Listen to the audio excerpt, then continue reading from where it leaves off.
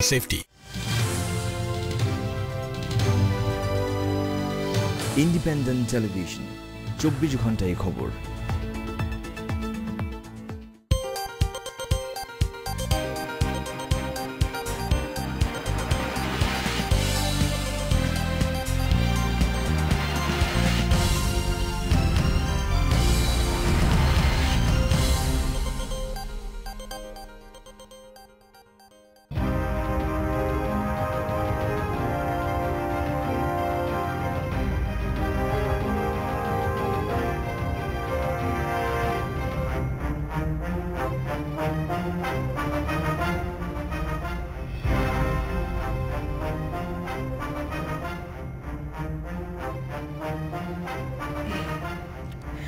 আন্দোলনকে নাকি দল পুনর্গঠন, প্রশ্ন যাই হোক, দুটো বিষয়কে সমান গুরুত্ব দেওয়ার কথা বলছে বিএনপি।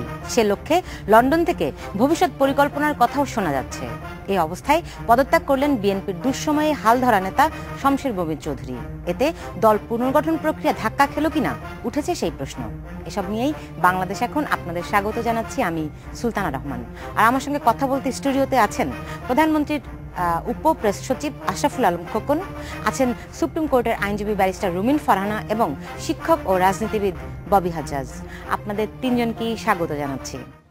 গতকাল মূলত সারা দিনভর আলোচনা ছিল বিএনপির শমশের মবিন চৌধুরীর পদত্যাগের বিষয়টি। রুমিন ফারহান, এই পদত্যাগের পেছনে কি কারণ? আমি যদি কাগজগুলি বলি, ধরেন আমাদের অর্থনীতি, তারা বলছে আসলে অভিমান থেকে অনেকখানি অভিমান থেকে আসলে এই পদত্যাগ। যদিও শমশের মবিন চৌধুরী বলছেন যে চাপে নয়, স্বাস্থ্যগত কারণে তিনি পদত্যাগ করেছেন আর কি।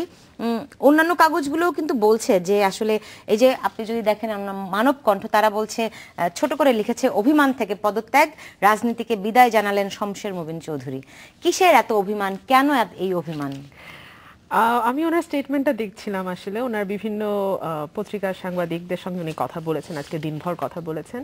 সেখান থেকে যে বিষয়টি খুব পরিষ্কার হয়ে এসছে যে ওনার স্বাস্থ্যগত যে অবস্থা, সেটা আসলে রাজনীতি করবার মতো নয়। এটাই উনি বারবার বলছেন যে আমার মূল কারণই হচ্ছে আমার শরীর ভালো নয়, এবং আমি মনে করি যে সেটাই সম্ভবত একমাত্র কারণ। শুনেছি স্বাস্থ্য ভালো নয়, আমরা দেখি বিএনপির নজরুল ইসলাম খান কিছুদিন পরপরই হাসপাতালে ভর্তি হন, মির্জা ফখরুল ইসলাম আলমগীর মাত্র চিকিৎসা নিয়ে দেশে ফিরলেন। কিন্তু সাম্প্রতিক সময়ে কোন রাজনীতিবিদ শুধুমাত্র স্বাস্থ্যগত কারণে এরকম ঘোষণা দিয়ে অবসরে গেছেন, এরকম নজির কিন্তু নাই। তবে আমি একটা কথা পরিষ্কার যেটা বুঝি আমার খুব অল্প দিনের অভিজ্ঞতায়, যে রাজনীতিতে আসলে মান অভিমানের কোনো জায়গা নেই। তো সুতরাং অভিমান থেকে রাজনীতি ছাড়া কথাটাই আমার কাছে খুব হাস্যকর মনে হয়। আমার মনে হয় না এখানে মান অভিমানের কোনো ব্যাপার আছে, কারণ রাজনীতি চাওয়া পাওয়া আকাঙ্ক্ষা তো থাকতে পারে, সেগুলো পুরো না হলে আমার মনে হয় চাওয়া পাওয়ার কোনো ঘাটতি ওনার ক্ষেত্রে হয়নি, কারণ উনি বিএনপির যথেষ্ট দায়িত্বপূর্ণ পদেই ছিলেন এবং যথেষ্ট দায়িত্ব নিয়েই কিন্তু উনি ওনার কাজ করেছেন। আমরা দেখেছিলাম বিএনপির যে যুগ্ম ভাইস চেয়ারম্যান তারেক রহমানের সঙ্গে একটা কথোপকথন, টেলিফোন কথোপকথন কিছু বছরখানেক আগেই আসলে বের হয়েছিল। সেখানে দেখেছিলাম ওনাকে কিন্তু ওনার যে ভয়েস, সেই কথাই কিন্তু ওনাকে অনেকখানি বিব্রতকর অবস্থায় দেখা যাচ্ছিল। ববি হাজ্জাজ, আপনার কাছে কি মনে হয় শুধুমাত্র অভিমান, নাকি এখানে অন্য কোনো হিসেব নিকেশ আছে? শমশের মবিন চৌধুরী অনেক কিছু করেছেন এদেশের রাজনীতিতে, বা তার আগে ডিপ্লোম্যাট হিসেবে, অনেক ব্যুরোক্র্যাট ডিপ্লোম্যাট হিসেবে তার অনেক অবদান আছে।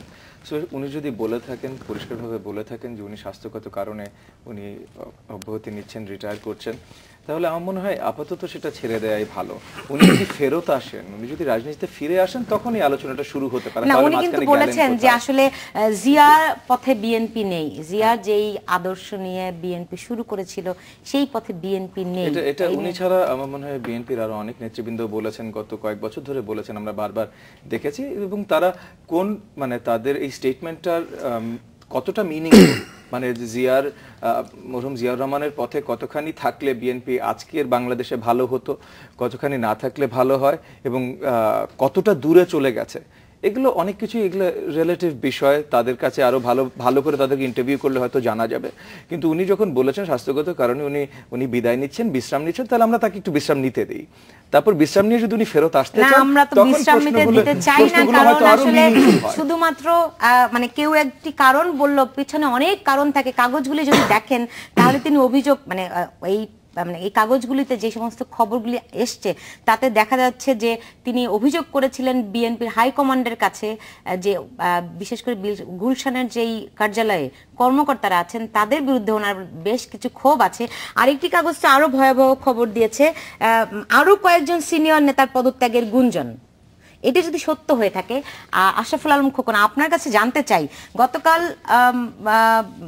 মাহবুবুল আলম হানিফ তিনি বলেছেন যে মুক্তিযুদ্ধের যারা আছে বিএনপিতে এখনো মুক্তিযুদ্ধের আদর্শে বিশ্বাস করে, তারা আসলে বিএনপিকে নতুন করে গড়ে তুলবে, এরকম একটি ইঙ্গিত কিন্তু উনি দিয়েছেন। এই ইঙ্গিতের পেছনের কারণ কি আসলে? না, এই ইঙ্গিতের কারণে আসলে তেমন কোনো কারণ নেই। আপনি যদি দেখেন, আমরা যখন আওয়ামী লীগ যখন মুক্তিযুদ্ধের দল, মুক্তিযুদ্ধ স্বাধীনতা সপক্ষের দল, তো আমরা আশা করতেই পারি একটা গণতান্ত্রিক দল যে একটা প্রতিপক্ষ হবে কিংবা বিরোধী দল হবে, যেই দল মুক্তিযুদ্ধকে ধারণ করবে, যেই দল বাংলাদেশকে ধারণ করবে, যেই দল বাংলাদেশের লাল সবুজের পতাকাকে ধারণ করবে। যে আমাদের প্রতিপক্ষ যারা হবে তারাই হবে যে বাংলাদেশে যারাই ক্ষমতা আসুক না কেন তারা মুক্তিযুদ্ধের চেতনাকে ধারণ করবে। হানিফ ভাই হয়তো ওই সেন্স থেকেই বলেছেন। আর আপনি যেটা বলেছেন ওই সেন্স থেকেই বলুক আর যে সেন্স থেকেই বলুক, এই অভিযোগ কিন্তু অনেক দিনের যে বিএনপি কে ভাঙার ষড়যন্ত্র হচ্ছে। এর আগে আমরা দেখেছি বিএনএফ হয়েছে, আসল বিএনপি নামে দল হয়েছে। আপনাকে একটা কথা বলি, আপনি যদি দেখেন আওয়ামী লীগকে ভাঙার বহু ষড়যন্ত্র হয়েছে, সফল হয়েছে। একটা দলের ভিত্তি যদি শক্ত থাকে, আইডিওলজি যদি স্ট্রং থাকে, তাহলে সেই দলকে ভাঙা সম্ভব না। কিন্তু আপনার একটা দলের ভিত্তি যদি হয় ক্ষমতা কেন্দ্রিক, একটা দলের মানে আপনার আইডিওলজি যদি হয় মানে আদর্শ কেন্দ্রিক না হয়, যদি ধরেন ব্যক্তি স্বার্থ কেন্দ্রিক কিংবা জাস্ট বৈষয়িক হয়, তাহলে সেই দল কখনো টিকবে না। বাংলাদেশের রাজনীতিতে এখন বৈষয়িক না কিংবা ক্ষমতা কেন্দ্রিক রাজনীতি নাই, এটা কোন দলে আছে? না, এটা যদি আপনি পরে শোনেন, জেনারেলাইজ কখনোই আপনি শোনেন, প্রত্যেক জায়গায় ভালো মন্দ খারাপ বলো সবকিছুই আছে, হ্যাঁ, বাট আপনি দেখবেন যে মূল ভিত্তিটা কোনটা, মেইন জায়গাটা, মেইন পয়েন্টটা কোনটা। আপনি মেইন পয়েন্টটা যদি দেখেন যে আমার মূল চেতনা হচ্ছে যে একটা ধর্মনিরপেক্ষ, একটা অসাম্প্রদায়িক বাংলাদেশ, যে আমি বাংলাদেশকে মুক্তিযুদ্ধের চেতনায় গড়ে তুলব। আপনি যদি দেখেন যে আমার হবে যে বাংলাদেশকে একটা উন্নত দেশ হবে, সামাজিকভাবে, অর্থনৈতিকভাবে এবং রাজনৈতিকভাবে, সাংস্কৃতিকভাবে উন্নত দেশ হবে, যে এই মূল ভিত্তিগুলো কোন জায়গায় আছে, যে এই আদর্শগুলোকে নিয়ে কিংবা এই মূল লক্ষ্যগুলো নিয়ে কোন দলগুলো কাজ করে। এই যেই আদর্শের কথা, যেই একটা লাল সবুজের বাংলাদেশের কথা আশরাফুল আলম খোকন বলছেন, সেটা থেকে বিএনপি কতখানি দূরে আপনার কাছে কি মনে হয়? আমার সেরকম একদমই মনে হয় না। বাংলাদেশি জাতীয়তাবাদের যেই চেতনা, সেটার উপরেই মূল ভিত্তি করে বিএনপি দাঁড়িয়ে আছে। এবং বিএনপিকে ভাঙার ষড়যন্ত্র তো আজকে নতুন হয়নি, এটা বহু পুরনো। আপনারা দেখেছেন এর আগে কর্নেল অলি চলে গেছেন, অলি আহমেদ চলে গেছেন, বদরুদ্দোজা চৌধুরী চলে গেছেন, মান্নান ভুঁইয়া চলে গেছেন এক সময়। তাতে কি বিএনপির কোনো ক্ষতি হয়েছে? এবং এর মধ্যে আমরা দেখেছি যে কর্নেল অলি তার নিজের দল করবার চেষ্টা করেছেন, সো অ্যাজ বদরুদ্দোজা চৌধুরী, কিন্তু তারা কতটুকু সফল বা কতটুকু বিফল সেটা জনগণই হিসাব করবে। আপনারা তো জোটবদ্ধ করে যাদেরকে রেখেছেন। না, জোটবদ্ধ এক জিনিস আর বিএনপিতে থাকা কিন্তু আরেক জিনিস। ওনারা তো বিএনপি ছেড়ে গেছেন, এটা সত্য, এবং ওনারা নিজেদের দল একটা তৈরি করার চেষ্টা করেছেন, সেটাও সত্য। একটা ইন্ডিপেন্ডেন্ট দল হিসেবে তারা দাঁড়াতে চেয়েছেন, সেটাও সত্য। কিন্তু ওনারা কি পেরেছেন? ওনারা কিন্তু পারেননি। কিন্তু ওনাদের চলে যাওয়াতে কিন্তু বিএনপির এক চুলও কোনো ক্ষতি হয়নি। উপকার কি হয়েছে? উপকারের তো ব্যাপার না, ক্ষতি তো হয়নি ওনারা চলে যাওয়াতে। ক্ষতি হয়নি, ক্ষতি হয়নি। যেখানে আপনি দেখেন মান্নান ভুঁইয়া বামপন্থী রাজনীতিবিদ ছিলেন, তিনি চলে গেছেন। অনেকদিন ধরে কিন্তু অভিযোগ আছে যে বিএনপিতে যারা আসলে মুক্তিযুদ্ধের পক্ষে, বিএনপি শুরুর দিকে যেরকম একটি উদার জাতীয়তাবাদী দল ছিল, সেখান থেকে অনেকখানি সরে যেতে যেতে তারা জামায়াতের সঙ্গে শেষ পর্যন্ত দল সরকার গঠন করেছে। ফলে মানে বিএনপি কি সেই অবস্থান থেকে সরে আসে? দেখুন, জামাতের সঙ্গে ব্র্যাকেটবদ্ধ করা বিএনপিকে এটা এক ধরনের চক্রান্ত। কারণ জামাতের সঙ্গে যুগপৎ আন্দোলন আওয়ামী লীগ ৮৬তেও করেছে, জামাতের সঙ্গে আন্দোলন ৯১ থেকে ৯৬। আন্দোলন আর ক্ষমতার ভাগাভাগি কি এক জিনিস? দেখুন, আপনি এটাকে যে নামেই বলেন না কেন, যদি সত্যিকারের আওয়ামী লীগ বিশ্বাস করতো যে জামাতের সঙ্গে আদর্শগত মিল কোনোভাবেই সম্ভব নয়, আদর্শের জায়গাটা, তাহলে কিন্তু কখনোই যুগপৎ আন্দোলন করা সম্ভব নয়। এখন কথা হচ্ছে যে আপনি আমার সঙ্গে থাকলে ইউ আর মাই ফ্রেন্ড, আর আপনি যখন আমার প্রতিপক্ষের সঙ্গে যাচ্ছেন ইউ আর মাই এনিমি। এখানে কিন্তু আদর্শের কোনো বিষয় আর থাকে না, এটা একেবারেই ভোট কেন্দ্রিক এবং একেবারে ক্ষমতা কেন্দ্রিক রাজনীতি হয়ে যায়। আসলে কি তাই যে মানে এখানে মানে বিএনপির সঙ্গে জামায়াতের সঙ্গে আওয়ামী লীগ যুগপৎ আন্দোলন করেছে, সেটা সবাই আমরা জানি, কিন্তু আলটিমেটলি ক্ষতিগ্রস্ত কে হয়েছে? ববি হাজ্জাজ। দেখেন, অনেক কথা হচ্ছে, বেশিরভাগ কথাই বারবার সব টক শোতেই রেপিটেশন হয় বা খবরের কাগজে রেপিটেশন হয়। রাজনীতিটা এখন একটা কম্পিটিশন, রাজনীতি সবসময় কম্পিটিশন, ভোটের জন্য কম্পিটিশন, যেটা ব্যারিস্টার রুমিন বললেন, এটা একটা ভোটের জন্য কম্পিটিশন। এবং এই কম্পিটিশনে সবাই চায় প্রতিপক্ষকে ভাঙতে, যে আমার সাথে না, আমার প্রতিপক্ষের সাথে সে আমার শত্রু। উনি যেটা বললেন, কিন্তু উনি যেটা উইথ সার্কাজম বললেন, সেটাই আসলে বাস্তব। তো এখন যে আমার প্রতিপক্ষের সাথে আছে সেই আমার শত্রু। কিন্তু রাজনীতিতে কম্পিটিশন, এবং এর আগে আওয়ামী লীগের বাইরে যারা ছিলেন তারা আওয়ামী লীগকে ভাঙতে চেষ্টা করেছেন, বিএনপির বাইরে এখন যারা আছেন তারা বিএনপিকে ভাঙতে চাইবেন, চেষ্টা করবেন। এবং এই চেষ্টা কিছু দূর যে সফল হয় না, আওয়ামী লীগও কয়েকবার ভেঙেছে, কিন্তু মূল আওয়ামী লীগ শেষ হয়ে যায়নি। বিএনপিও কয়েকবার ভেঙেছে, মূল বিএনপি শেষ হয়ে যায়নি। কিন্তু এই বলে যে ক্ষতিগ্রস্ত হয়নি। এবং আজকে বিএনপি যে জায়গাটায় আছে, কর্নেল অলি আহমেদ বা বদরুজ্জামান চৌধুরী, এনারা অনেক সম্মানী ব্যক্তিত্ব, সো এনাদেরকে ছোট করে কথা বলার কোনো জায়গাই নেই।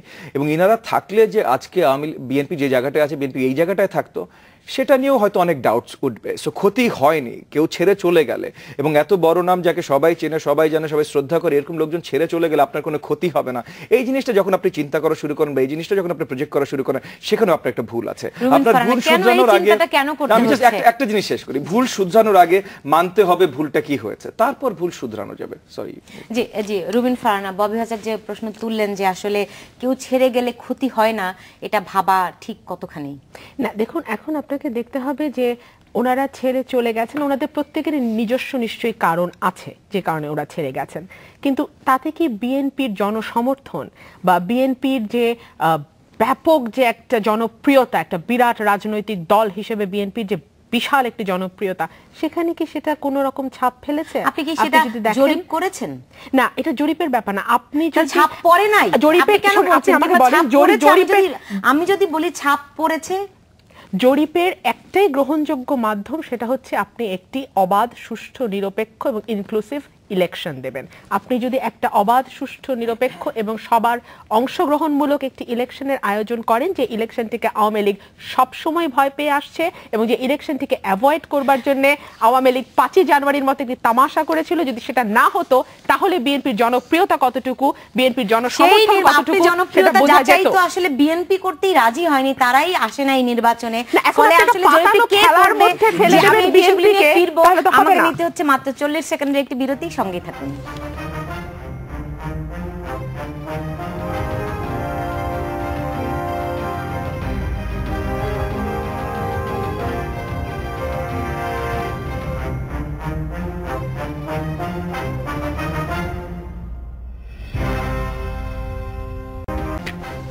বিরতির পর ফিরে এলাম, দেখছেন বাংলাদেশ এখন। ববি হাজ্জাজ, আপনি বলতে যাচ্ছিলেন যে আমি ছোট্ট একটু বলতে চাচ্ছিলাম, যে কারণ আমি কথাটা শেষ করতে করতে আপনি ব্যারিস্টার রুমিনের কাছে চলে গেলেন, মনে হচ্ছিল যে আমি শুধু বিএনপির কথাটাই বলেছি। ছেড়ে গেলে ক্ষতি হয় না, দুর্বল হয় না, এটা কিন্তু আমি শুধু বিএনপির কথা বলিনি, আমি যে কোনো দলের কথাই বলেছি। আওয়ামী লীগেও সেম একই জিনিস হয়েছে। এবং আপনি একটা কম্পিটিশনে জিতলেই যে আপনি আগে থেকে দুর্বল হয়ে যেতেননি, কিন্তু আপনি দুর্বল হয়েছেন, আপনার প্রতিপক্ষ দুর্বল হয়েছে। সো আপনি দুর্বল হয়ে যেতেননি, এটাও ধরে নিলে চলবে না। সো ওই যে ইলেকশন জিতলেই যে আপনার কোনো ক্ষতি হয়নি, আপনি দুর্বল হননি, এটা চিন্তা করাটা একটা ভুল। এবং ক্ষতিটা কিন্তু শুধু বিএনপি না, আওয়ামী লীগেরও, অন্য দলগুলোরও হয়েছে, কিন্তু আওয়ামী লীগেরও হয়েছে। এবং আওয়ামী লীগ এখন যতই শক্তিশালী একটা নির্বাচন হিসেবে যদি আপনি দেখেন, যতই শক্তিশালী একটা পজিশনে থাকুক আর না থাকুক, আওয়ামী লীগের অনেক বড় বড় দেশপ্রেমী নেতারা আওয়ামী লীগের সাথেও এখন নেই। বিএনপির যেটা হয়েছে সেম জিনিসটা আওয়ামী লীগের সাথে হয়েছে, এবং আওয়ামী লীগেরও হয়তো এই ভুলটা বোঝা প্রয়োজন। জি, আশরাফুল আলম খোকন, বিএনপি যদি দুর্বল হয় তাতে আওয়ামী লীগের কি লাভ? শুধু প্রতিদ্বন্দ্বী নাকি আসলে একটা শক্তিশালী বিরোধী দল না থাকা, তাদের অনুপস্থিতিতে যে তাদের মানে দলের জন্য, আওয়ামী লীগের জন্য চেক অ্যান্ড ব্যালেন্স যে হয় না, এটা কি বোধগম্য হয়? না, আমি আগে কিছু কথা বলে নেই, যে আপা যেটা বলেছেন একটু আগে, যে নির্বাচনের যে আওয়ামী লীগ নির্বাচনকে ভয় পায়। আপনি যদি দেখেন বাংলাদেশের মানে আওয়ামী লীগের প্রতিষ্ঠার পর থেকে আজ পর্যন্ত আওয়ামী লীগ যতবার ক্ষমতায় এসছে, আওয়ামী লীগ কিন্তু নির্বাচনের মাধ্যমে আসছে। আওয়ামী লীগ কিন্তু ক্যান্টনমেন্ট থেকে আসেনি। আওয়ামী লীগ যতবার ক্ষমতায় এসছে, আওয়ামী লীগ কিন্তু নির্বাচনের মাধ্যমে আসছে। আওয়ামী লীগ কিন্তু ক্যান্টনমেন্ট থেকে আসেনি। আওয়ামী লীগ কারচুপি হানা ভোট দিয়ে আসেনি। আওয়ামী লীগ সামরিক কু করে আসেনি। আওয়ামী লীগ প্রত্যেকবার নির্বাচনের মধ্য দিয়ে আসছে। আপা যে কথাটা বলার চেষ্টা করছেন, গত ইলেকশনের কাহিনী আপনারাও জানেন। ম্যাডামকে এই বাংলাদেশের ইতিহাসেই প্রথম যে একজন রানিং প্রধানমন্ত্রী ওনাকে ফোন করে আমন্ত্রণ জানিয়েছেন, এবং এরপর উনি যে বিহেভ করেছেন, যে ব্যবহার করেছেন, এটা কোন শ্রেণীর লোকজন করে সেই বিষয়ে আমি বলতে চাই না, যেহেতু উনি বাংলাদেশের সাবেক প্রধানমন্ত্রী, সেটা বলতে চাই না, এবং সেটা মিডিয়ার কল্যাণে জাতি দেখেছে। সো এরপরে আপনি আর কি, এখন আপনি যদি নির্বাচনে না আসেন আমি কি করতে পারি আপনার জন্য? আর আপনাকে বলা হয়েছে যে আপনি কি কি চান, আপনি এসে বলেন, দাবি দেওয়া বলেন, এটা করেন সেটা করেন, বাট আপনি নির্বাচনে আসবেনই না। এই বিষয়গুলি কিন্তু নিয়ে অনেক আলোচনা হয়েছে। আমার প্রশ্নটি হচ্ছে, যদি বিএনপি দুর্বল হয়, খালেদা জিয়া লন্ডনে বসে অভিযোগ করেছেন যে বিএনপিকে শেষ করার ষড়যন্ত্র হচ্ছে, তাহলে আওয়ামী লীগের লাভ আমি কি? শোনেন, আপনার ভিত্তি যদি স্ট্রং না হয় আপনি তো এমনিতেই ধ্বংস হয়ে যাবেন। আপনি যেমন শমশের মবিন চৌধুরীর কথা বলেছেন একটু আগে, আমি প্রসঙ্গে বলতে চাই নাই, আপনি যদি শমশের মবিন চৌধুরীর ব্যাকগ্রাউন্ড দেখেন, উনি মুক্তিযুদ্ধে আহত হয়েছিলেন, আহত হওয়ার পরে বীর প্রতীক সম্ভবত উনি বীর বিক্রম উপাধি পেয়েছিলেন, বঙ্গবন্ধু দিয়েছিলেন, এবং ওনার ট্রিটমেন্টের জন্য ওনাকে জার্মানিতে পাঠিয়েছিলেন। যেহেতু উনি শারীরিকভাবে অক্ষম ছিলেন, ওনাকে পররাষ্ট্র মন্ত্রণালয়ে বঙ্গবন্ধু চাকরি ন্যস্ত করেছিলেন, যেহেতু ওনার বীরত্বপূর্ণ ভূমিকার জন্য। তো এখন এরপরে বঙ্গবন্ধু হত্যাকাণ্ডের পরে যে লোকটা ন্যূনতম কৃতজ্ঞতা বোধ ছিল না, বঙ্গবন্ধু হত্যাকারী যারা ছিলেন সবাইকে বিদেশে পুনর্বাসিত করেছেন এই শমশের মবিন চৌধুরী। তো একটা লোকের যদি বেসিক স্ট্রং না থাকে, আপনি তাকে নিয়ে দল করবেন, সেই দলের ভিত্তি কত স্ট্রং হবে বলেন? আপনি যদি আমার সাথে গাদ্দারি করেন, আপনি যে ওনার সাথে গাদ্দারি করবেন না, এই গ্যারান্টি কিন্তু আপনার কেউ দেয় নাই। সো আপনাদের প্রত্যেকে যদি এরকম জোড়াতালির জিনিস হয়, যদি আমি কোন জিনিসটা আপনাকে প্রথমবার বলেছি যে আপনাকে আইডিওলজিক্যালি স্ট্রং থাকতে হবে, তাহলে আপনার মূল ভিত্তিটা স্ট্রং হবে। আপনি শুধু যদি বৈশ্বিক কারণে একটা প্ল্যাটফর্ম তৈরি করেন, সেই প্ল্যাটফর্ম থাকবে না। অনেকে কিন্তু এই অভিযোগ করে বিএনপি হচ্ছে গিয়ে এন্টি আওয়ামী লীগারদের একটি প্ল্যাটফর্ম, হ্যাঁ, ফলে ওখানে আদর্শের অবস্থানটা কোথায়? আমি সেটা মনে করি না। বিএনপি যখন প্রতিষ্ঠিত হয়েছিল তখন 19 দফা দিয়েই বিএনপি প্রতিষ্ঠিত হয়েছিল। সেই 19টি দফা যদি আপনি একটি একটি করে দেখেন, তাহলে বিএনপির আদর্শটা কি সেটা পরিষ্কার বোঝা যাবে। এবং যে একটি দলের যদি আদর্শ না থাকে, তাহলে একটি দল কিন্তু এত বছর দাপটের সাথে এত জনপ্রিয়তা নিয়ে রাজনীতি করতে পারে না। একটা কথা আশরাফুল আলম খোকন বলেছেন যেটা আমার খুব কানে লেগেছে, কোন শ্রেণীর, উনি বেগম খালেদা জিয়ার সম্পর্কে বলেছেন কোন শ্রেণীর। উনি হচ্ছেন সেই শ্রেণীর নেত্রী যিনি একমাত্র নেত্রী বাংলাদেশে যিনি কোনোদিন কোনো আসন থেকে নির্বাচনে হারেননি, একমাত্র নেত্রী, কোট আনকোট আমি বলছি। তো সুতরাং ওনাকে কোন শ্রেণীর বলার আগে বোধহয় আমাদের আরো 2-3 বার ভাবা উচিত। এবং আজকেও যদি আমি চ্যালেঞ্জ দিচ্ছি আপনাকে, এই মুহূর্তেও যদি আপনি ভোটের আয়োজন করেন, একটি অবাধ সুষ্ঠু নিরপেক্ষ ভোটের আয়োজন করেন, এরকম নতজানু নির্বাচন কমিশনের অধীনে নয়, যার অধীনে আমি 28 এপ্রিলের নির্বাচনটিও দেখে এসছি, আপনি যদি আয়োজন করেন, আপনি দেখবেন বিএনপি কি পরিমাণ ল্যান্ডস্লাইড ভিক্টিম নিয়ে পার্লামেন্টে বসে। আমি চ্যালেঞ্জ দিয়ে বলছি, আমি দায়িত্ব নিয়ে বলছি। খোকন, আশরাফুল আলম খোকন, না আপা যেটা বলেছেন যে আমি ওই যে কি বলেছেন যে কোন শ্রেণীর কি খালেদা জিয়া সম্পর্কে কোন শ্রেণীর মানুষ এই ধরনের কথা বলে? আপনি যে প্রশ্নটা করেছিলেন না, প্রশ্নটার প্রেক্ষিতে আপা যে বলেছেন বিএনপি একটা 19 দফার ভিত্তিতে এসেছিল। এখন বিএনপিতে আপনি যদি বলেন যে বিএনপি যখন গঠন করা হয়, বিএনপিতে কারা এসেছিল? যারা বাংলাদেশে বিশ্বাস করতো না, শাহজিদুর রহমান, হ্যাঁ, আব্দুল আলিম, যিনি এখন ধরেন যে যে যুদ্ধ অপরাধী নেতা, এখন জেলখানায় আছেন, মারা গেছেন মনে হয় না। কিন্তু আপনি যে নেগেটিভ এক্সাম্পলগুলি দিচ্ছেন, অনেক পজিটিভ এক্সাম্পল দেওয়ার মতো তো বিএনপিতে ছিল। Let me finish. হ্যাঁ, আপনি যে এদেরকে নিয়ে শাহ আজিজকে আপনি বাংলাদেশের প্রধানমন্ত্রী করেছিলেন। সো বিএনপি 19 দফার ভিত্তিতে আপনি কোন লোকগুলোকে নিয়ে আসছেন যারা এন্টি বাংলাদেশ মুভমেন্টে জড়িত ছিল, যারা বাংলাদেশ চায় না? আপনি বলেন যে বাংলাদেশ কথা বলেছেন জাতীয়তাবাদী দল। আপনারা একটু ডিটেইলস শুনে একটা বিরতি নিয়ে আসি আমি। হ্যাঁ, শিওর। একটা বিরতি নিচ্ছি, সঙ্গেই থাকুন, ছোট্ট বিরতি।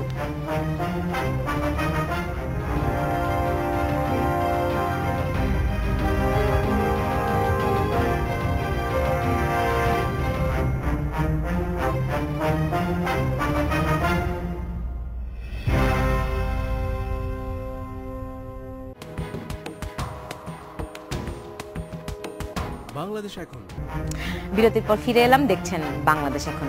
যে আশরাফুল আলম খোকন, রুমিন ফারহান গুরুতর অভিযোগ এনেছেন যে আসলে খালেদা জিয়াকে কোন শ্রেণীর বলাটা কতখানি সঙ্গত। না, কোন শ্রেণীর বলতে আমি শুনেন, ঠাকুর গড়ে আমি কলা খাই না। আমি যেটা বলতে চেয়েছি যে আপনার যে ঝগড়াটা, আপনি যখন বাংলাদেশের, আপনি যখন মিডিয়াতে আছেন, রাইট, কিংবা উনি একটা প্রফেশনে আছেন, আমি একটা প্রফেশনে আছি, তখন মানুষ আমাদের কাছ থেকে কিছু জিনিস আশা করে, যে জিনিসগুলো হবে স্মুথ, একটু জেন্টেল, একটু পোলাইট, যে মানুষটা আমাদের দেখেই শিখবে, আপনাদের দেখেই শিখবে। একটা বাংলাদেশ সাবেক প্রধানমন্ত্রী, উনি যদি ঝগড়া করেন, হ্যাঁ, চিল্লায় চিল্লায় কথা বলেন, হ্যাঁ, ঘরোয়া কথা এক জিনিস, আর হচ্ছে একজন বাংলাদেশের প্রধানমন্ত্রীর সঙ্গে আপনি কথা বলবেন, হ্যাঁ, মানে এটা তো অফিসিয়াল টক। সো ওই কথাগুলো একটু পশ হওয়া উচিত। সো আমি যেটা বলতে চেয়েছি যে এই কথাগুলো যেগুলো শোভন না, সে অশোভনীয় কথাবার্তা, যেগুলো আপনারা ধরেন মানুষ সে তো ভালোভাবে আমাদের নেয়নি। আমাদের শীর্ষ নেতৃত্বের অনেকেই আসলে এরকম সুইপিং কমেন্ট অনেক সময় করে ফেলেন, এটা ফলে মানে যদি করেন সেটা তো এক্সাম্পল হতে পারে না, সেটা শুধরানো উচিত। হ্যাঁ, ধরেন একজন নেতা, একটা দলের মধ্যে 50 জন নেতা আছেন, একজন বলল আর দলের প্রধান বলল, যার উপর দলটা প্রতিষ্ঠিত, যার উপর দেশ চলে, অনেক ডিফারেন্স কিন্তু। আচ্ছা সেই ডিফারেন্সটা বোঝা যায় না? হ্যাঁ ডেফিনেটলি সেই ডিফারেন্সটা তো আপনার তৈরি করতে হবে, আদারওয়াইজ কিন্তু আপনার কাছ থেকে জাতি, আপনি দেশকে নেতৃত্ব দিবেন, আপনি দেশের মাথা হবেন, জাতি আপনার কাছ থেকে কি শিখবে? আপনি কি নেতৃত্ব দিবেন? আমি সেটাই বলতে চেয়েছি। এখন আপা ওই যে ঠাকুর করে কিনে আমি কলা খাই নাই বা আমি নিয়ে নিয়েছি, আমার কিছু বলার নাই। আরেকটা জিনিস আপা যেটা বলেছেন ওই যে জাতীয়তাবাদী দল, হ্যাঁ, যে বাংলাদেশে মানে জাতীয়তাবাদী চেতনা নিয়ে বিএনপি কাজ করে। আপনি জাতীয়তাবাদী চেতনা নিয়ে কাজ করেন? আপনি বাংলাদেশে যারা বাংলাদেশে বিশ্বাস করে না, যারা বাংলাদেশের মুক্তিযুদ্ধের বিপক্ষে, বাংলাদেশের পতাকার বিপক্ষে, বাংলাদেশের মানচিত্রের বিপক্ষে, তাদেরকে আপনি মন্ত্রী বানান, এটা কি জাতীয়তাবাদী চেতনা? আপনি বাংলাদেশে যারা যুদ্ধাপরাধী, স্বীকৃত যুদ্ধাপরাধী, যারা বাংলাদেশের মানে 30 লাখ মানুষকে হত্যা করেছে, 2.5 লাখ মামলার ইজ্জত নিয়েছে, মানুষের বাড়িঘর পুড়িয়েছে, জ্বালিয়েছে, এই দেশের মুক্তিযুদ্ধ চাইনি, তাদের আপনি মুক্তি চেয়েছেন, হ্যাঁ, প্রকাশ্যে জনসভায় মুক্তি চেয়েছেন, যে ওদেরকে রাজনৈতিকভাবে হেয় করার জন্য আটকে রাখা হয়েছে, যে ওদের মুক্তি চেয়েছেন, এটার নাম কি জাতীয়তাবাদী চেতনা? জি রুবেন জি, ফারহানা। আমি ওনার সাথে আমি একদম একমত যে আপনার সিনিয়র নেতাদের কমেন্ট একরকম, আর যখন সর্বোচ্চ পর্যায় থেকে সেই কমেন্ট আসে তখন কিন্তু সেটার একটা অন্য ধরনের ইম্প্যাক্ট হয়, যেটা আমরা দেখেছি যে যখন বিএনপি নেতা সালাউদ্দিনকে পাওয়া যাচ্ছিল না, তখন আমরা দেখেছি যে একদম সর্বোচ্চ পর্যায় থেকে বলা হচ্ছে ময়লার বালতিতে করে ফেলে দেওয়া হয়েছে সালাউদ্দিনকে। ঠিক যেমন আমরা দেখেছি যে যখন বিদেশি হত্যাকাণ্ড হলো তার 24 ঘন্টা পার হওয়ার আগে সর্বোচ্চ মহল থেকে বলা হয়েছে এই হত্যাকাণ্ডের সঙ্গে বিএনপি জামাত জড়িত। তো সুতরাং এই ধরনের কমেন্টও যে আপনি যেটা বলেন যে সুইপিং কমেন্ট, কিন্তু সেই কমেন্টের এফেক্ট কিন্তু খুব ভীষণ অন্যরকম হয় যখন এটা সর্বোচ্চ পর্যায় থেকে আসে। তো সুতরাং সর্বোচ্চ পর্যায়ে যেটাই হোক না কেন, যেই দলই হোক না কেন, তাদের কাছ থেকে আমরা আসলে আরো অনেক বেশি দায়িত্বশীল কথা আশা করি। আর অতীত টেনে আনা আসলে আমাদের এখন মনে হয় অতীত থেকে চোখ ফিরিয়ে একটু বর্তমানের দিকে তাকানো উচিত, কিন্তু তারপরে অতীত কথা না বলে পারি না, কারণ উনি যেহেতু তুললেন। আমাদের মনে আছে নিশ্চয়ই আপনাদের সবারই যে মৌলানা নুরুল ইসলাম নামক একজন রাজাকারের গাড়িতে কিন্তু আওয়ামী লীগই প্রথম পতাকা তুলেছিল, ধর্মমন্ত্রী বানিয়েছিল মৌলানা নুরুল ইসলামকে, তারা যখন ক্ষমতায় এসেছিল প্রথমবার। এবং 1991 সালে আওয়ামী লীগের যে প্রেসিডেন্ট ক্যান্ডিডেট ছিলেন উনি কিন্তু যে আমাদের গোলাম আজম সাহেব, তার পা ছুঁয়ে সালাম করে দোয়া নিয়ে শুরু ছিলেন না। বদরুল হায়দার চৌধুরী কখনো আওয়ামী লীগ ছিলেন না, ওনার ক্যান্ডিডেট ছিলেন। 14 জেনারেশনের মধ্যে কেউ আওয়ামী লীগ করে না, কিন্তু উনি ইন্ডিপেন্ডেন্ট ক্যান্ডিডেট ছিলেন, সেটা ভিন্ন কথা। কিন্তু উনি আওয়ামী লীগের প্রেসিডেন্ট প্রার্থী ছিলেন না। আপা আওয়ামী লীগ কোনো ক্যান্ডিডেট দেয় নাই, উনি ইন্ডিপেন্ডেন্ট ক্যান্ডিডেট ছিলেন, উনি আওয়ামী লীগের সমর্থন জন্য গিয়েছিলেন, উনি সবার আপনাদের বিএনপি নেতার কাছে গিয়েছিলেন সমর্থন জন্য। আমি এখানে বসে চিৎকার করলে তো আমি হবে আপনাকে না। চ্যালেঞ্জ দিলাম, আপনি যে কোনো প্রমাণ দিন, আপনি আমি আপনাকে চ্যালেঞ্জ দিলাম, বদরুল হায়দার চৌধুরী সাহেবের ফ্যামিলি কেউ আওয়ামী লীগ কখনো করে কিনা? উনি আপনাদের দলের প্রেসিডেন্টের জাস্ট ব্যালেন্স করার জন্য আপনি কথা বলে ফেলেন। No not at all. আপনি একটা প্রমাণ দেখান উনি কবে আওয়ামী লীগ করেছেন, ওনার 14 জেনারেশন একজনের নাম বলে যে আওয়ামী লীগ করেছেন। অবশ্যই আমি আপনাকে প্রমাণ দেখাবো, অবশ্যই আমি আপনাকে প্রমাণ দেখাবো। এটা তো স্বীকৃত সত্য, এটা তো উনি কি বিএনপি কাছে যায় নাই? উনি তখন বিএনপি কাছে যায় নাই ভোটের জন্য? উনি তো আপনাদের প্রেসিডেন্ট পদপ্রার্থী ছিলেন। আওয়ামী লীগ কখনোই ছিলেন না, উনি আওয়ামী লীগ প্রার্থী দেয় নাই। এই যে এখন যুদ্ধাপরাধীদের বিচার চলছে, এর মধ্যে বিএনপি কিন্তু এখন পর্যন্ত এই প্রশ্নে কোনো তাদের পক্ষে বিপক্ষে প্রকাশ্যে এখন পর্যন্ত কিন্তু কোনো অবস্থান মানে জানায় নাই। এটা কি এক ধরনের মৌনতা সম্মতির লক্ষণ, এরকম কোনো ব্যাপার আছে কিনা? এখানে বিএনপির রিপ্রেজেন্টেটিভ একজন আছেন, তার না, কাছে আপনার কাছে জিজ্ঞেস করা। বিশ্লেষণ জানতে না, কারণ চাচ্ছি। মেইন পয়েন্টটা কি, প্রত্যেকবার আমরা যে কোনো জায়গায় যে আমরা একই জিনিস দেখি, আজকেও একই জিনিস দেখছি, সবাই একই কথা, মানে স্পেশালি বিএনপি আর আওয়ামী লীগ। অতীত নিয়ে কথা বলবো না, চলেন আগামী, কিন্তু অতীতের দুটো কথা চলে গেছে, চলেন ঝগড়া করি। অতীতের দুটো কথা আসছে, ঝগড়া আমরা করবই। ক্যামেরা সামনে আসছে বা যেটা সামনে আসছে, ঝগড়া আমরা করবই। ক্যামেরা অফ হয়ে গেলে দুজন বন্ধু, আমরা সুন্দর গল্প করছি এখানে, ক্যামেরা অফ হয়ে গেলে। ক্যামেরা অন হলে ইনি উনার গলা চেপে ধরবেন, উনি ইনার গলা চেপে ধরতে, উনি পুলিশ অতটুকু ওনার সিভিলিটি আছে, নারীর গলা চেপে ধরবেন না। বাট অ্যাটলিস্ট এই জিনিসটাই আমরা দেখছি, এটার কোনো মানে নেই। কথা প্রথমে খোকন সাহেব শুরু করলেন যে কোন শ্রেণীর নেতৃবৃন্দ। আমি প্রথমে মনে করেছিলাম উনি হয়তো কোনো প্রাক্তন প্রধানমন্ত্রী নিয়ে কথাটা বলেননি, কিন্তু এই ধরনের কথাবার্তা, উনিও একজন বড় একটা পজিশনে আছে, প্রধানমন্ত্রী মানে আমাদের মাননীয় প্রধানমন্ত্রীর সাথে আছেন। সো আমরা আশা করবো ওনার কাছ থেকে এই জিনিসটা, যে এরকম সুইপিং স্টেটমেন্ট যেটার কথা আপনারা বলছেন, এই ধরনের সুইপিং স্টেটমেন্ট যেন না আসে, যে কোন শ্রেণীর নেতৃবৃন্দ। সবার ভুল ত্রুটি থাকতে পারে, নিশ্চয়ই আছে, এবং ভুল থাকলে আপনারা বলবেন, আমরা বলবো, ধরিয়ে দেব, কিন্তু সেটাও একটু আমরা হয়তো আরেকটু রেসপেক্ট দিয়ে আরেকটু সুন্দর করে করতে পারি। এবং এই যে উনার সুইপিং স্টেটমেন্টের পর এই যে অ্যাটাকের পর পাল্টা অ্যাটাক, আপনারা বলছেন অতীত নিয়ে কথা বলবেন না, ইলেকশন একটা হয়ে গেছে, আপনি তুলেছেন যে ইলেকশনে বিএনপি যায়নি, উনি বলছেন বিএনপি কিভাবে যেত, খোকন সাহেব বলছেন কেন যায়নি, আর ইলেকশন তো চলে গেছে, ওটা 5ই জানুয়ারি ইজ গন, 5ই জানুয়ারি সবাই বুঝে গেছে, সবাই জেনে গেছে কি হয়েছে না হয়েছে বাংলাদেশের জনগণের। সামনে আছে আপনার ইয়েসের নির্বাচন, স্থানীয় সরকার নির্বাচন। এখন পর্যন্ত আমি যদি কাগজগুলো বলি আপনাকে, যে আওয়ামী লীগের এক ধরনের প্রস্তুতি আছে, এই যে ভোরের কাগজ, তাদের এটা প্রধান শিরোনাম, কিন্তু ভোট যুদ্ধের আগে মনোনয়ন লড়াই, আওয়ামী লীগ কিন্তু এক ধরনের তৎপরতা চলছে, আর বিএনপি জোট বলছে ছন্ন ছাড়া দলগুলো হতাশায় নেতারা। এখন কথা হচ্ছে ইলেকশন কমিশন নিজে কি প্রস্তুত? আমার তো মনে হয় না, কারণ আমরা যে রিপোর্টগুলো দেখছি পত্রিকাতে, তাতে যেটা খুব পরিষ্কার যে ইলেকশন কমিশন কিন্তু বারবার বলছে যে আইনটা না আসলে বা অধ্যাদেশটি না আসলে তাদের পক্ষে কিন্তু যে বিধিমালা, সামনে অধিবেশন আছে, সংসদ অধিবেশন আছে, কিন্তু আপনাকে মনে রাখতে হবে পৌর যে নির্বাচনটি সেটা কিন্তু ডিসেম্বরে, নির্বাচন কমিশন প্রস্তুত কি প্রস্তুত না সেই প্রশ্নের আগে আপনার কাছে কি মনে হয় বিএনপি প্রস্তুত? এখানে যে ছন্ন ছাড়া তাদের জোটের দলগুলোর কথা বলছে, বিএনপি প্রস্তুত কি প্রস্তুত না সেটা একমাত্র বিএনপির নীতি নির্ধারকরাই বলতে পারবেন। এবং আপনি দেখেন শমশের মোবিন চৌধুরীকে গতকাল প্রশ্ন করা হয়েছিল যে বিএনপি আসলে কিভাবে করে চলছে, কি তাকে অনেক রকম দল নিয়ে প্রশ্ন করা হয়েছে, তিনি বলেছেন দলের ব্যাপারে তিনি কিছুই জানেন না। বিএনপির অধিকাংশ শীর্ষ নেতারাই কিন্তু বলেন তারা কিছুই জানেন না। ওনারা যদি বলে থাকেন ওনারা কিছুই জানেন না, তাহলে যার যার ব্যাখ্যা তাকে দিতে হবে। কেন উনি জানেন না, ওই পোস্ট হোল্ড করার পরে কেন উনি জানছেন না বিষয়টি, সেটার ব্যাখ্যা যদি চর্চা না থাকে, জানানোর চর্চা না থাকে। আপনি দেখেন খালেদা জিয়া লন্ডন যাওয়ার আগে একটা তাৎক্ষণিক একটা বৈঠক ডেকেছিলেন, সেখানে কি আলাপ আলোচনা হয়েছে কিন্তু কেউ কোনো স্পষ্ট কোনো ধারণা দেয়নি।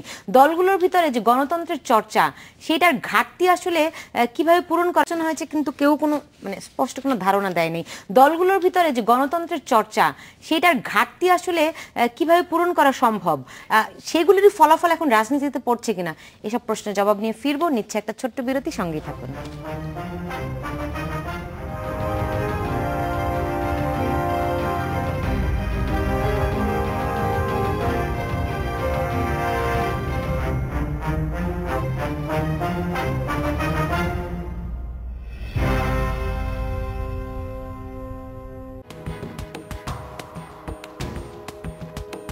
বাংলাদেশ এখন।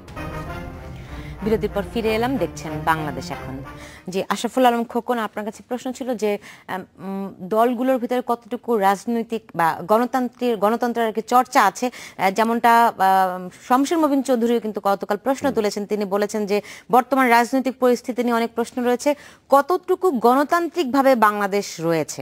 একটা কথা বলে আপনাকে, সেটা হচ্ছে আমি কিন্তু আওয়ামী লীগের সমর্থক, আর আমি চাকরি করি কিন্তু সরকারি চাকরি, হ্যাঁ, আমি deputy press secretary. So Awami লীগের ভিতরের গণতন্ত্রের বিষয় কিন্তু কিংবা এই কালচারটা বিষয়ে আমি কিন্তু তেমন কিছু বলতে পারবো না। তবে আমি একটা জিনিস বলতে চাই, সেটা হচ্ছে কতটুকু গণতান্ত্রিক ভাবে বাংলাদেশ রয়েছে।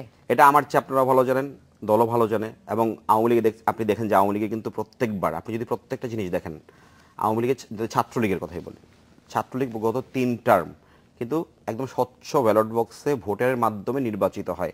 এবং আগে কিন্তু জানা যেত যে ছাত্রলীগের প্রেসিডেন্ট কে হবে, ছাত্রলীগ দলের প্রেসিডেন্ট কে হবে, ছাত্রলীগের প্রেসিডেন্ট সেক্রেটারি কে হবে, আগে থেকে জানা যেত যে আগামী এই 3 মাসের মধ্যে ধরেন এই 4-5 জন ক্যান্ডিডেট আছে যারা প্রেসিডেন্ট সেক্রেটারি আসতে পারে। এখন কিন্তু আপনি আগের দিন পর্যন্ত নামটা জানেন না। মানে ভোটের মাধ্যমে এমন একজন লোক চলে আসছে যে হয়তো সেক্রেটারি হওয়ার পরে প্রথম তাকে টিভিতে দেখা গেল যে সে ছাত্রলীগের সেক্রেটারি। সো এটা কিন্তু গণতন্ত্রের মধ্যেই আসে। এবং এটা কিন্তু মাননীয় প্রধানমন্ত্রী শেখ হাসিনা, আপনি মাননীয় প্রধানমন্ত্রী শেখ হাসিনা কিন্তু এটা নিজে সরাসরি এই কালচারটা চালু করেছেন। এবং আপনি দেখবেন যে আওয়ামী লীগ কিন্তু সম্মেলনে একদম নিয়মিতভাবে সম্মেলন হয়। আপনি যদি ছাত্রলীগের গত সম্মেলনের কথা ধরেন, এই 3-4 মাস আগে যেটা হয়ে গেল, সেই সম্মেলনে কিন্তু কারা এখন নেতৃত্বে আসছে সেটা কিন্তু আগে থেকেই আসলে জানা হয়ে গেছিল। না, জানা তো এখন রাজনীতির বাইরে থেকে কেউ তো আসবে না। ডেফিনেটলি রাজনীতির মধ্যে যারা আছে, রাজনৈতিক প্রক্রিয়ার মধ্যে যারা আছে, আপনি যদি রাজনীতি সচেতন হন, আপনি 10-12 জনকে চিনবেন। হ্যাঁ, কিন্তু এটা তো চাপিয়ে দেওয়া হচ্ছে না যে আজকে অমুক ব্লক থেকে একজন আসবে, কিংবা অমুক প্রধানমন্ত্রী বলে দিচ্ছেন যে আচ্ছা তুমি ওই দুজনকে প্রেসিডেন্ট সেক্রেটারি করো, সেটা তো হচ্ছে না। প্রধানমন্ত্রীও, মাননীয় প্রধানমন্ত্রী ওদেরকে চিনছেন, ভোটে নির্বাচিত হয়ে যখন ফুল নিয়ে যাচ্ছেন যে মাননীয় প্রধানমন্ত্রী আমরা প্রেসিডেন্ট সেক্রেটারি নির্বাচিত হয়েছি। সো এটা কিন্তু একটা গণতান্ত্রিক চর্চার মধ্যে দিয়ে আসছে। তা আমি একটা কথা বলতে চাই, আপা একটা বিদেশি হত্যাকাণ্ড নিয়ে মাননীয় প্রধানমন্ত্রী একটা কথা বলেছেন। আপনি যদি দেখেন যে আমি কয়েকদিন আপনার টক শো দেখেছি, প্রত্যেকটা ঘটনায় দেখবেন ঘটনা যখন ঘটে একটা ক্ষতিগ্রস্ত ভিকটিম থাকেন, আর একটা হচ্ছে যারা ঘটনা ঘটান। তো যারা ক্ষতিগ্রস্ত হন তারা কিন্তু বিচার চান অলওয়েজ, যে আমি ক্ষতিগ্রস্ত, আমি বিচার চাই। আর যারা ঘটনা ঘটান তারা কিন্তু নাটক তৈরি করেন একটা, যেটা আপনি বিএনপি 21 আগস্টে জজমি নাটক তৈরি করেছিল হামলা করার পরে 21 আগস্টের জনসভায় মাননীয় প্রধানমন্ত্রীর উপর। তো আপনি দেখেন যে বিদেশি হত্যাকাণ্ডর ভিকটিম কে? এটাও কিন্তু আওয়ামী লীগ, আওয়ামী লীগের সরকার, মাননীয় প্রধানমন্ত্রী শেখ হাসিনার সরকার, এখানে কিন্তু ভিকটিম। তাহলে ঘটনা ঘটিয়েছে কে? হ্যাঁ, সো আওয়ামী লীগের তো নাটক সাজানোর দরকার নাই। আপনি দেখেন যে যেই জিনিসটা হয়েছে, আপনি যে দুইজনের নাম এসছে, বিএনপি দুজন নেতার নাম এসছে, নামগুলো আসছে কিন্তু এই মাত্র কয়েকদিন আগে, 2-1 দিন আগে, বাট আপনি পরশুদিন, বাট আপনি ঘটনা ঘটার পর থেকে কিন্তু একজন তো বিদেশে আছেনই, হ্যাঁ, তো আরেকজন কিন্তু ঘটনা ঘটার পর দিন, রংপুরে ঘটনা ঘটানোর পর দিন উনি দেশ ছেড়ে চলে গেছেন, তখন তো ওনাকে দায়ী করা হয়নি। এবং আপনি আরেকটা জিনিস দেখেন, যখন দুজনের নাম আসছে মাননীয় মন্ত্রীদের মুখ দিয়ে, নজরুল ইসলাম খান বিএনপি স্থায়ী কমিটির সদস্য, উনি একটা কথা বলেছেন যে কেউ যদি ব্যক্তিগতভাবে হত্যাকাণ্ড ঘটিয়ে থাকে এর দায় বিএনপি নিবে না।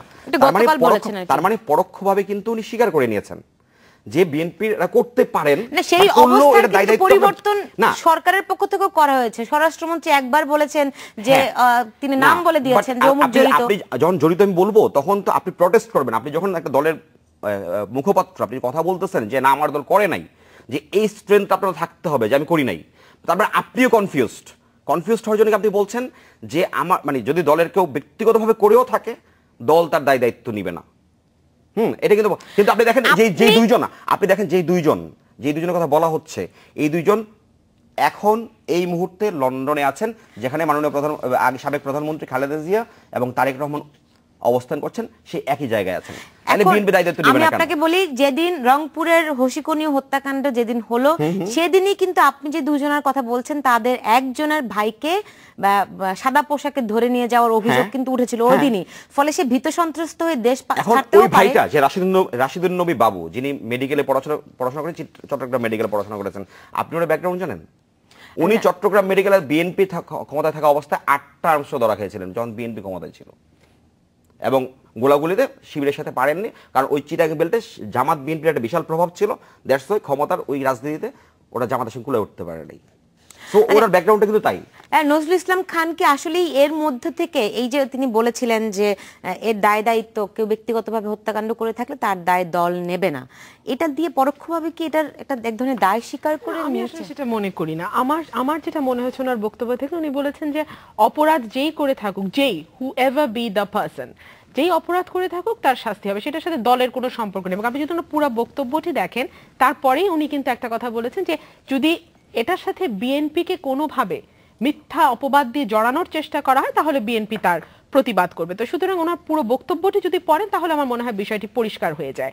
আর বারবার 21শে আগস্ট গ্রেনেড হামলার কথা আসে। আপা, একটা কথা আমার আসলে না বললেই না, 21শে আগস্ট কিন্তু প্রথমে মুক্তাঙ্গনে মিটিং হওয়ার কথা ছিল, এবং আপনারা জানেন যখন বড় দল কোনো পাবলিক মিটিং করে তখন কিন্তু সেখানে ব্যাপক নিরাপত্তা ব্যবস্থার একটা জোরদার একটা নিরাপত্তা ব্যবস্থা নেওয়া হয়, এবং পুলিশরা সেই পুরো জায়গাটা রেকি করে, বিভিন্নভাবে তারা নিরাপত্তা নিশ্চিত করার চেষ্টা করে। সেটা মুক্তাঙ্গনে যে মিটিং হওয়ার কথা ছিল সেদিনও কিন্তু পুলিশের ব্যাপক নিরাপত্তা ব্যবস্থা নেওয়া হয়েছিল, কিন্তু ঠিক দেড় ঘন্টা আগে কিন্তু তারা জায়গা পরিবর্তন করে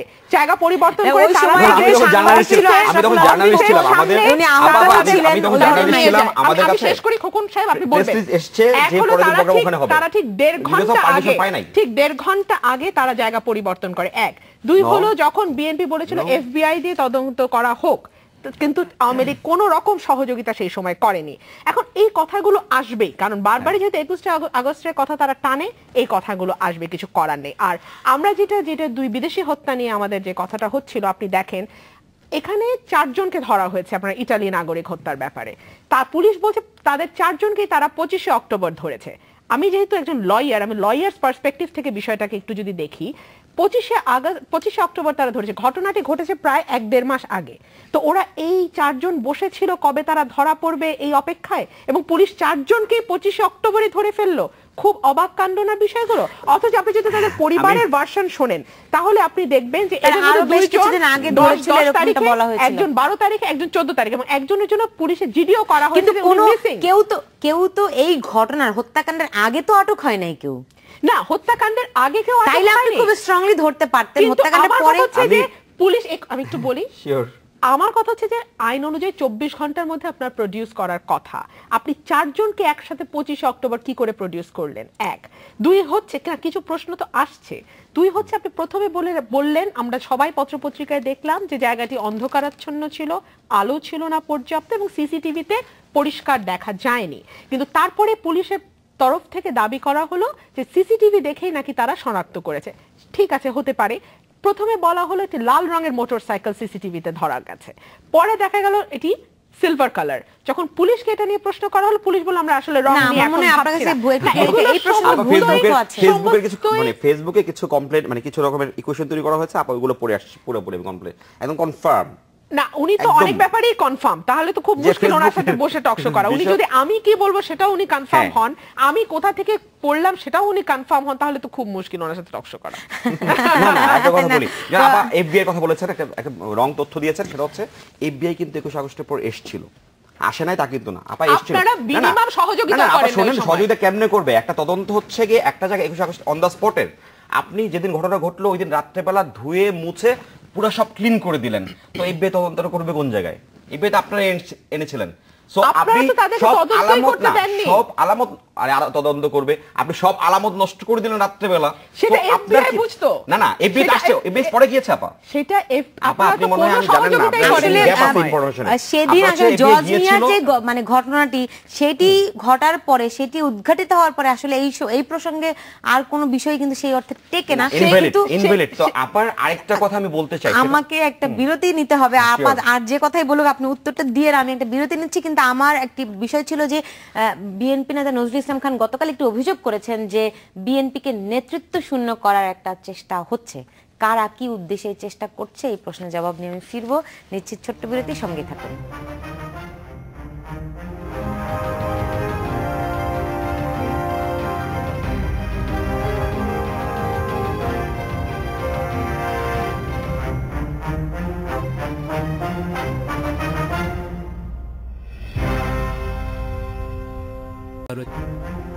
বিরতির পর ফিরে এলাম, দেখছেন বাংলাদেশ এখন।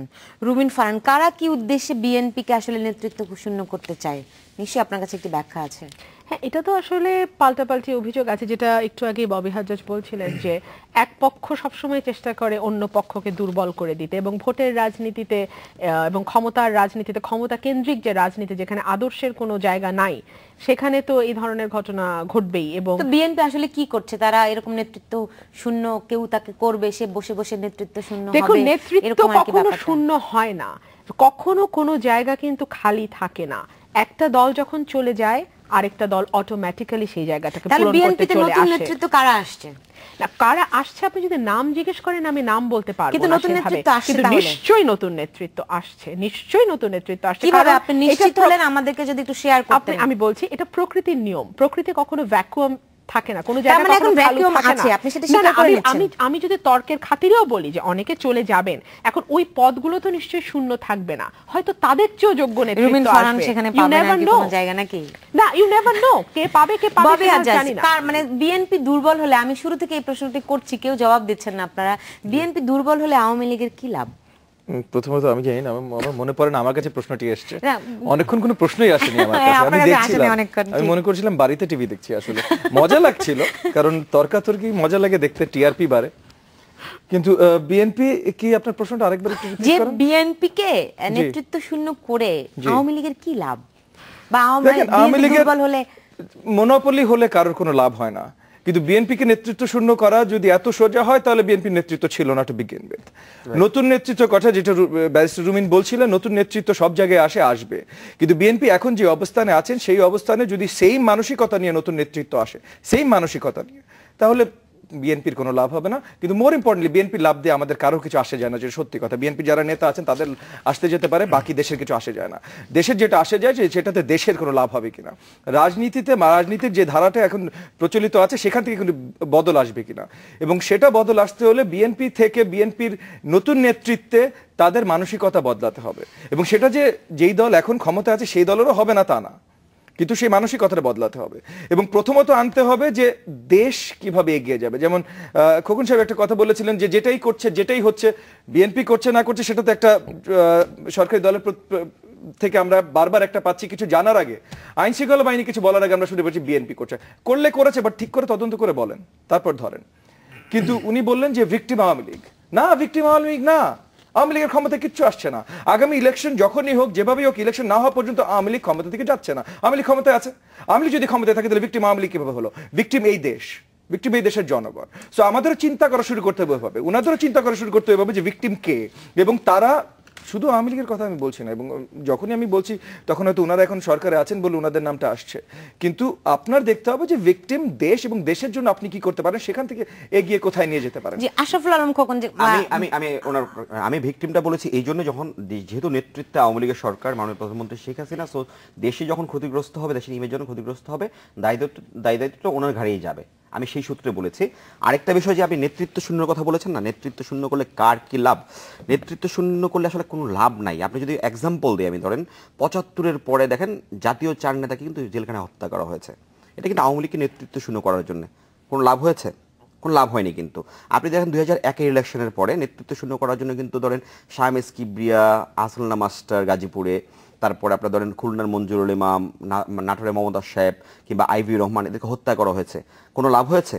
বেসিক্যালি ষড়যন্ত্র করে কখনোই কোনো কিছু করা যায় না। আর নেতৃত্ব যেটা নজরুল ইসলাম খান যেটা বলেছেন, এটা উনি কেন বলেছেন? তাহলে আমাদের চেয়ে যেহেতু উনি বলেছেন, উনি নিশ্চয়ই ইনফরমেশন নিয়েই বলেছেন। সো এটা আমার মনে হয় এটা উনি বলতে পারবেন উনি কেন বলেছেন। শামসুর মুবিন চৌধুরীর বক্তব্যটি খুব ভালো করে দেখেন, তিনি বলেছেন তার চোখের সমস্যা, তার আরো নানান রকম শারীরিক সমস্যা রয়েছে, তিনি বিদেশে চিকিৎসা করাতে যাবেন, তিনি তার পাসপোর্টটি পাচ্ছেন না। কেন তাকে পাসপোর্টটি দেওয়া হচ্ছে না? তার বিরুদ্ধে মামলা রয়েছে অসংখ্য, তিনি এর আগে জেলও খেটে এসেছেন, ফলে তাকে কি এক ধরনের মামলা তো শেষ হয়নি এখনো না, এখনো মামলা শেষ হয়নি। মামলা শেষ না, যেহেতু ফৌজদারি মামলা উনি লিভ করতে পারবেন কিনা আমি জানি না, এটা ভালো বলতে পারবেন, ওনার বিরুদ্ধে কি কি মামলা আছে সেটাও আমি জানি না। শুধু উনি না, মির্জা ফখরুল ইসলাম আলমগীর যদি জামিনে মুক্তি পেয়ে তিনি চিকিৎসা নিয়ে আসতে পারেন, শামসুর মুবিন চৌধুরী কেন পারবেন না? শুধু উনি না, আরো অনেকেই কিন্তু এই তালিকায় আছেন। সো এটার রিজনগুলো অবশ্যই আছে, কেন উনি কেন যেতে পারছেন না। ডেফিনেটলি আছে, ওনাদের কোর্টে যান নাই। আপনি যেটা বলছিলেন যে আপনি জাতীয় 4 নেতার কথা বলেছেন, আরো অনেক এক্সাম্পল দিয়েছেন যে এতে নেতৃত্ব শূন্য করে আসলে কোনো লাভ কারো হয় নাই। অন্তত জাতীয় 4 নেতার ক্ষেত্রে বলা যায় যে আসলে দেশ ক্ষতিগ্রস্ত হয়েছে। এখন বিএনপি কে যদি সত্যি কেউ দুর্বল করতে চায়, মামলা দিয়ে যে কোনো ভাবে হোক দুর্বল করতে চায়, আওয়ামী লীগ কি কোনোভাবে সেখান থেকে বেনিফিশিয়ারি হবে? আওয়ামী লীগ কি করেছে? সেটি পরের বিষয়। না, আওয়ামী লীগ করেছে কিনা, তার প্রতিপক্ষ যদি দুর্বল হয়, আওয়ামী লীগ কি করেছে কিনা, আওয়ামী লীগ শুনেন, আমি বারবার একটা কথা বলেছি, শুরুতেই বলেছি, আওয়ামী লীগ হচ্ছে রাজনৈতিক একটা দল, রাজনৈতিক প্রক্রিয়ার মধ্যে দিয়ে আসা একটা দল। আওয়ামী লীগ রাজনীতি করে, হ্যাঁ, রাজনৈতিক সংস্কৃতিতে বিশ্বাস করে, হ্যাঁ, মানে সন্ত্রাস, মানে কি বলে, মানে এই ধরনের কোনো কর্মকাণ্ডে বিশ্বাস করে না। তাহলে তো আপনার ধরেন আমি যদি রিভেঞ্জ নিতাম, তাহলে আপনি শামেস কিবরিয়ার মতো লোকজনকে মেরে ফেলছেন, আপনি আসাল্লাহ মাস্টারের মতো লোকজনকে মেরে ফেলছেন, যাদের বিরুদ্ধে বিএনপি কোনো এলিগেশন আনতে পারবে না। বাট এদের আকাশচুম্বী একটা ইমেজ ছিল বাংলাদেশে, হ্যাঁ, খুলনার মঞ্জুরুল ইমাম ওই চরমপন্থীদের জায়গায় থেকেও যে রাজনীতি জানা তুলে ধরে। তাহলে সরকার যদি নেতৃত্ব শূন্য করতে না চায় কিংবা আওয়ামী লীগ যদি না চায়, তাহলে কারা করছে?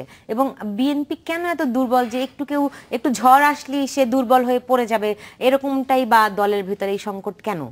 এটা কোথায় বলা হলো যে বিএনপিতে একটু ঝড় আসলে বিএনপি পড়ে যাবে? বিএনপি জন্মের পরে কথা বলার মতো লোক পাওয়া যায় না, কেন যাবে? আমি সেটাই আসছি আপা। বিএনপির জন্মের পর থেকে আজ পর্যন্ত বিএনপির বিরুদ্ধে এত বড় ষড়যন্ত্র এবং এত জঘন্য রাজনীতি বিএনপিকে কখনোই মুখোমুখি হতে হয়নি।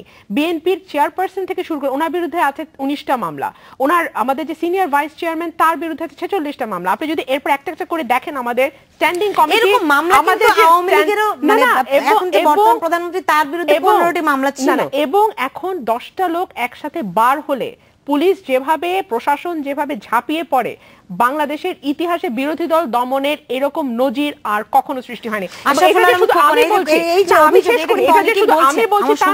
এটা কিন্তু আন্তর্জাতিক ভাবে, কারণ আমি এখন একা বললে বলবো বিএনপির পক্ষে বলছি বলে, আমি বলছি না। আপনি আন্তর্জাতিক হাউস অফ লর্ডসে যে মিটিংটা হয়েছে, সেখানে ওনাদের বড় বড় সব নেতা উপস্থিত ছিলেন, সেখানে একটা কথাই বলা হয়েছে, বিরোধী দল এবং গণমাধ্যমকে আপনারা যেভাবে দমন করে ডেমোক্রেসিকে শেষ করে দিচ্ছেন, তার ফলে এই ধরনের জঙ্গি উত্থান হচ্ছে। পরিষ্কার এটা বলে আপাতত দিয়েছে কি হাউস অফ সব লর্ডস। বাইরের কথা বলেন, ওনার এমনেস্টির কথা বলেন, ওটার কথা বলেন। এমনেস্টি খুব দেখেছেন কি সংক্ষেপে, বলেছে, আমার শেষ যে এমনেস্টি বলেছে যে সাকা চৌধুরী কিংবা ধরেন মুজাহিদি মুক্তি দিতে হবে, মুক্তিযোদ্ধাদের বিচার করতে হবে।